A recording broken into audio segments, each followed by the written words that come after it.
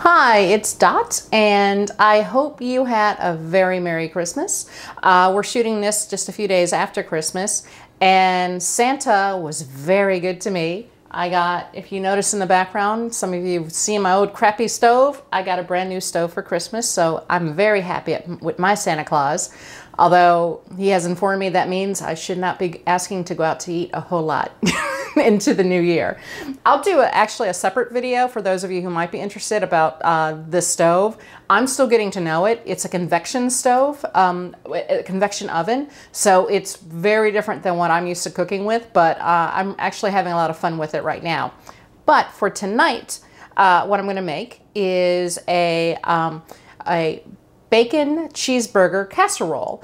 It sounds interesting, and it is. Usually we grill burgers out on the grill outside, but with the weather being very nippy, I decided to go ahead and take the burgers that we like to make and just mix it all together and throw it in the oven as a casserole. I'm making a big casserole tonight. I'm making it a little bit bigger than I normally would. I'm doubling the portions, primarily because this is going to last my husband for a week. Start of the new year.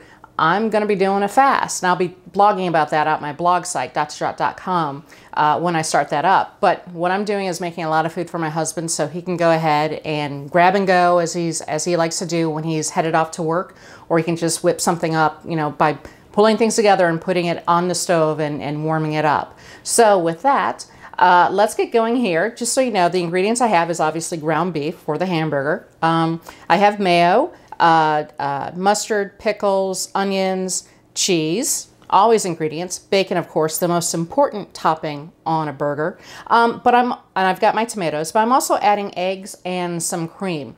And the reason why I'm doing that is it's a casserole, and I'm adding some fat to it with the cream, and also the egg is yummy, healthy fat, as well as I'm adding a little bit more protein. So with that, I'm going to go ahead and head over to the stove. I'm going to start browning my hamburger, and I'm going to go ahead and also cook my bacon up. All right, I did my hamburger in batches. I'm going to turn off the heat. The last batch is done. But what I'm going to do is, as you can see, I got my one batch here already in a bowl. But what I'm going to do with this, I'm going to take this off heat, turn off the heat. I got a little colander, a small colander with a bowl. And what I'm going to do, because you don't want your grease that accumulates in here to go down a drain. So what I'm just going to do is this, and drain the hamburger. Now, there are people who do low carb and they want all that grease. They want to eat it because it's healthy, blah, blah, blah. You know, I'm not necessarily if you want to, go right ahead, knock yourself out. I like to drain it because I'm making a casserole, and it's just, if you have too much grease in it, you're going to know. Keep in mind, I got about 8 ounces of cheese that's going in there. That's going to be a lot of grease that's going to accumulate from the baking of the cheese, and it's got a lot of healthy fat to begin there anyway, so don't really need all that grease to go in. So I'm going to drain this, and then we're going to head over here, over to my workstation, and we're going to start putting together the casserole. All right, I got my meat browned, my bacon cooked. One thing I didn't mention at the beginning was my seasoning that I'm using, and I used it with the ground beef when I cooked it. I do a little mixture of pink Himalayan salt, black pepper, and a hint of garlic powder, and I just mix it all together, and I have like a stash of that in my cupboard.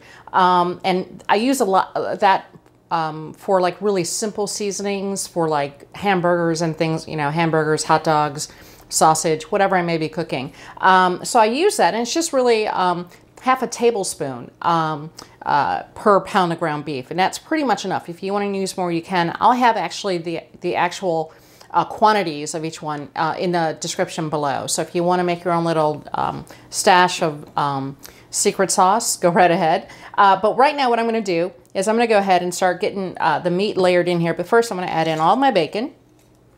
Yay, bacon. I'm also going to add in the onions. If you notice, I didn't cook the onions with the ground beef. I didn't really want to. You certainly can if you'd like, but it's going to cook in the oven, so they'll soften, and I really want it a little bit more of a stronger onion than a hint of onion. I want a stronger onion. And also I'm adding in my tomatoes. So what I'm going to do is just mix everything together. And this is going to be at the bottom of the casserole. Everything else will sort of cover it and sink below it because that's more the liquid. But right now I'm just mixing this all up. And I got my casserole dish now, and I'm going to go ahead and just layer in the ground beef and onions and bacon and tomatoes. And then you want to spread that around. You want an even layer at the bottom of your casserole dish.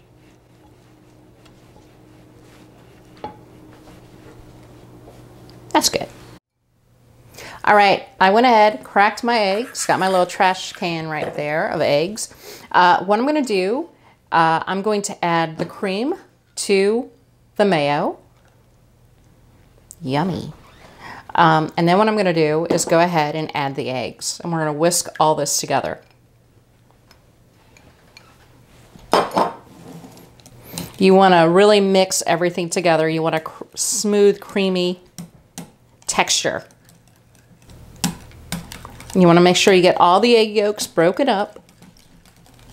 So we got our eggs, mayo, and cream all mixed together. Next thing I'm going to add is I'm going to add mustard. Put that up there. I'm going to add the mustard now. I'm adding about a 1/4 cup of the mustard. Go ahead.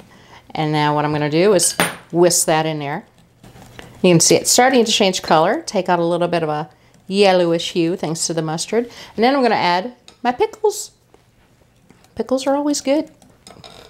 And I'm using the baby dill pickles, so they're about that long. It's about 1 carb per pickle, roughly. I'm using about 1/2 cup of them, and I just dice them together. I'm going to take half the cheese mixture now, and what I'm going to do is I'm going to sprinkle it on top of the ground beef. And again, I want it an even distribution of cheese over the beef. Now, I use 2 cups. And, you know, a lot of people think, oh, that equates to a whole block of cheese. And it can. You have to sort of decide whether or not you want the cup packed or not packed, just so you know that.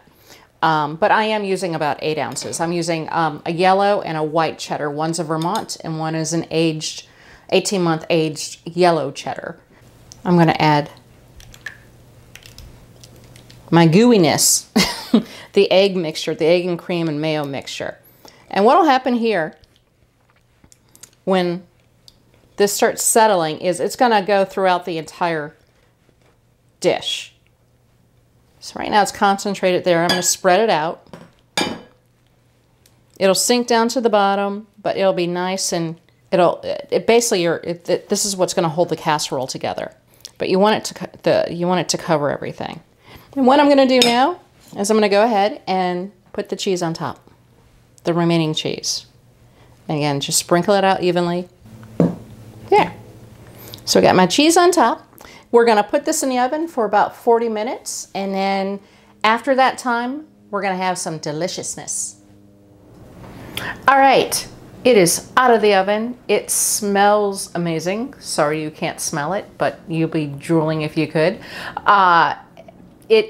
I had a little challenge with the oven. Like I said, it's convection oven, so I'm still learning how to use it. I've never cooked with convection ovens before.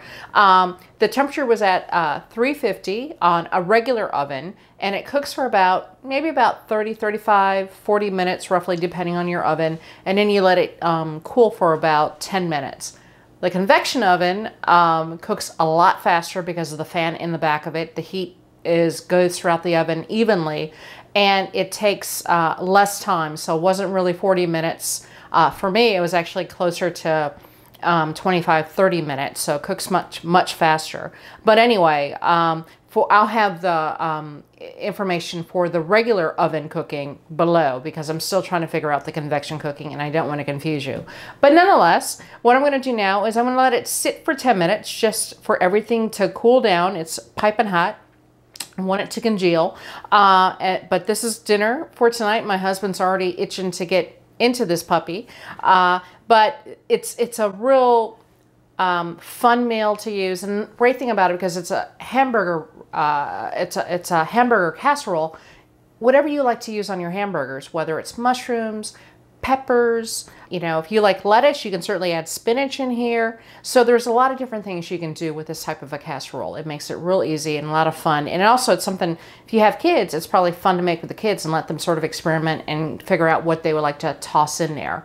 But anyway, if you like what you see, go ahead and hit like, subscribe if you haven't already, and or share with your friends if you like what you see here. And till next time, I'll see ya.